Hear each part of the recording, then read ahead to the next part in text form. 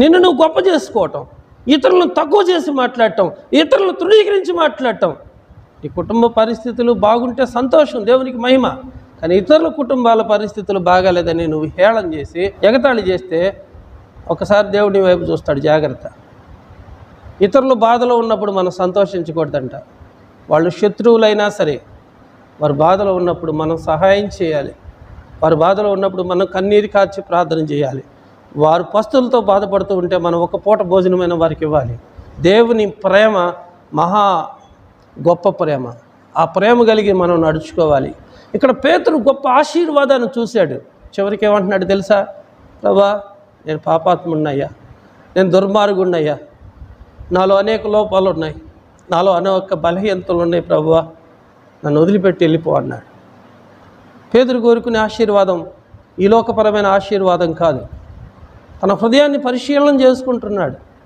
లోకంలో చాలామంది వాళ్ళు ఎలాంటి వారైనా సరే వారు ఆస్తులు సంపాదించుకుంటూ ఉంటారు. గొప్పగా ఉండటం కోసం వారు ఏమైనా చేయటానికైనా వెనకాడరు.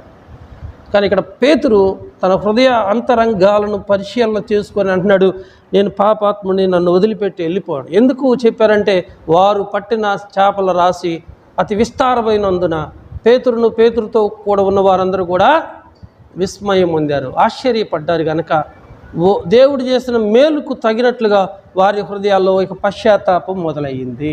దేవుని యొక్క మహాకార్యాలు కన్నులారా చూశారు. వాళ్ళ హృదయాలు తెరవబడ్డాయి దేవుని కొరకు. అలాగే దేవుడిని కార్యం చేసినప్పుడు నీ హృదయాల్లో కూడా కార్యం చేయాలి. దేవుడు చేసిన మేలుని చెప్పుకోవటానికి కూడా నోరు రాని మనుషులు ఎంతోమంది ఈ లోకంలో ఉన్నారు. దేవుడు నాకు ఈ మేలు చేశాడని చెప్పుకోవడానికి కూడా నోరు రాని మనుషులు, దేవుడు చేసిన మేలును ఒప్పుకోవడానికి కూడా పనికిరాని మనుషులుగా ఉంటున్నారు.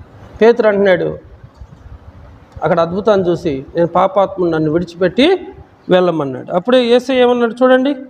అందుకు యేసు భయపడవద్దు. దేనికి భయపడుతున్నాడంటే దేవుడు ఎంత పరిశుద్ధుడో గ్రహించాడు, అతను ఎంత పాపాత్ముడో తెలుసుకున్నాడు. దేవుని ఎదుట నిలబడటానికి కూడా ఆయన చాలా భయపడిపోతున్నాడు. తను చేసిన పాపం యేసయ్య ఎదుట నిలబడనివ్వటం లేదు. ప్రభు అన్నాడు, అందుకు యేసు భయపడవద్దు.